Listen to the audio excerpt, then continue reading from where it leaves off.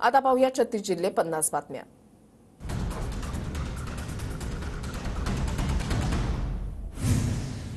अमित शहांसोबतच्या बैठकीमध्ये मध्यरात्री 1.5 तास खलबतं मुख्यमंत्री एकनाथ शिंदे, उपमुख्यमंत्री देवेंद्र फडणवीस, उपमुख्यमंत्री अजित पवारांसह प्रफुल्ल पटेल आणि चंद्रशेखर बावनकुळेंचीही उपस्थिती। बैठकीनंतर मुख्यमंत्री आणि दोन्ही उपमुख्यमंत्री वेगवेगळ्या विमानांनी मुंबईमध्ये दाखल। बैठकीमध्ये काय तोडगा निघाला याकडे लक्ष।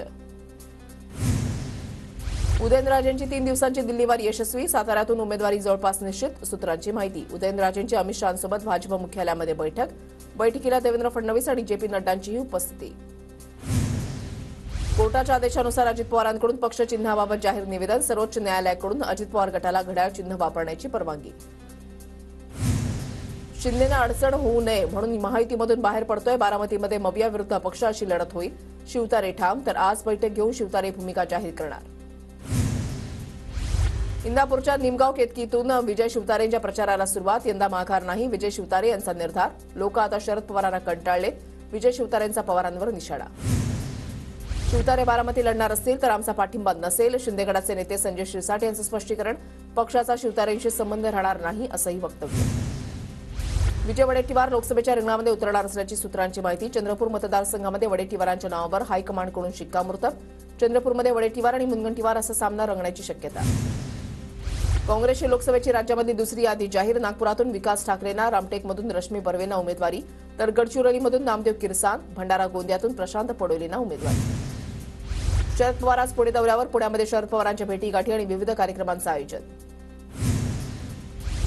सुनेत्रा पवारांचा आज दौंड दौरा, ख्रिश्चन बांधवांशी चर्चा करणार, दौऱ्यादरम्यान कार्यकर्त्यांच्या भेटीही घेणार।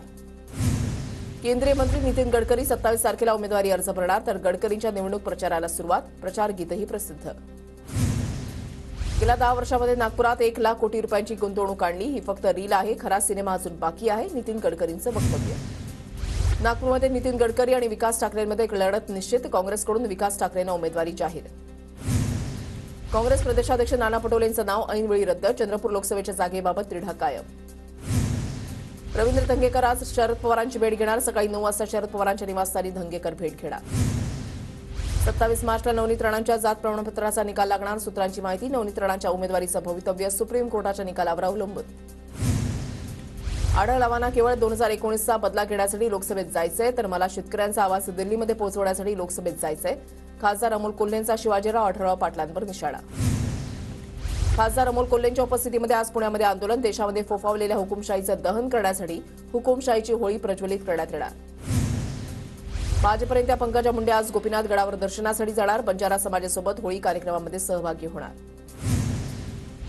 रायगड लोकसभेच्या जागेवरून शिंदे गट आणि अजित पवार गटामध्ये तणाव, युती धर्म पाळला नाही तर कडेलोट होईल, तटकरेंची गॅरंटी कोण घेणार, आमदार महेंद्र थोरवेंचा सुनील तटकरेंवर हल्लाबोल। लोकसभा निवडणुकीच्या तोंडावर परभणी भाजपमध्ये अंतर्गत कलह, औद्योगिक आघाडीचे प्रमोद वाकोडकर आणि आमदार मेघना बोर्डीकरांमध्ये वाद। अजितदादा गटातील अनेक आमदारांच्या ट्विटर अकाउंटवर शरद पवारांचा फोटो, शरद पवारांचा फोटो वापरत असल्यानं जितेंद्र आव्हाडांचा आक्षेप। अशोकराव चव्हाण आले, आता चिंता करायची गरज नाही, भोकर विधानसभेतून 98,000ची लीड मिळेल, अशोक चव्हाण यांनी शब्द दिल्याचा खासदार चिखलीकर यांचा दावा। अशोक चव्हाण यांच्या हस्ते भाजप महायुतीच्या मध्यवर्ती प्रचार कार्यालयाचं उद्घाटन, नांदेड शहरामध्ये मध्यवर्ती कार्यालय स्थापन। माझ्या महत्त्वपूर्ण राजकीय निर्णयाला साथ द्यावी, खासदार अशोक चव्हाण यांचे नांदेडकरांना भावनिक आवाहन। महाविकास आघाडी ही काही दिवसांनी दिसणार नाही, आमच्यावर आरोप करणाऱ्यांनी आत्मचिंतन करावं, अजित पवार गटाच्या प्रफुल्ल पटेलांचं मविया नेत्यांना प्रत्युत्तर। मी सातारा लोकसभेची निवडणूक लढणार, अभिजित बिचुकलेंचं वक्तव्य, तर उदयनराजेंना दिल्लीमध्ये जावं लागतं हे दुर्दैव, बिचुकलेंची उदयनराजेंवर टीका।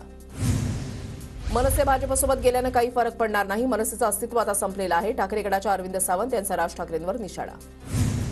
हिंगोली लोकसभेच्या जागेवरून भाजप आणि शिवसेनेमध्ये दावे प्रतिदावे, अमित शहा दिलेला शब्द पाळतील असा विश्वास, शिंदे गटाचे खासदार हेमंत पाटील यांची प्रतिक्रिया, तर हिंगोलीची जागा 100% भाजपलाच मिळणार, भाजप आमदार मुटकुळे यांची प्रतिक्रिया। देशामध्ये सध्या पांढऱ्या दाढीलाच महत्त्व, 4 जूननंतर पुन्हा एकदा पांढरी दाढी दिल्लीमध्ये बसणार, उदय सामंतांचं वक्तव्य, तर राहुल गांधींची पांढरी दाढी, अंबादास दानवेंचे सामंतांना प्रत्युत्तर। कोल्हापुरात वंचितकडून शाहू महाराजांना पाठिंबा, तसंच काँग्रेसच्या 6 जागी पाठिंबा जाहीर, शाहू महाराजांना निवडून आणण्याची जबाबदारी आमची, प्रकाश आंबेडकरांची प्रतिक्रिया, 41 जागांबाबत 26 तारखेला बोलणार अशी जोडली पुष्टी। ठाकरे गट आणि वंचितची आघाडी राहिली नाही, मवियासोबत युती झाली तरच वंचित आणि ठाकरे गटाची युती, प्रकाश आंबेडकरांचं वक्तव्य।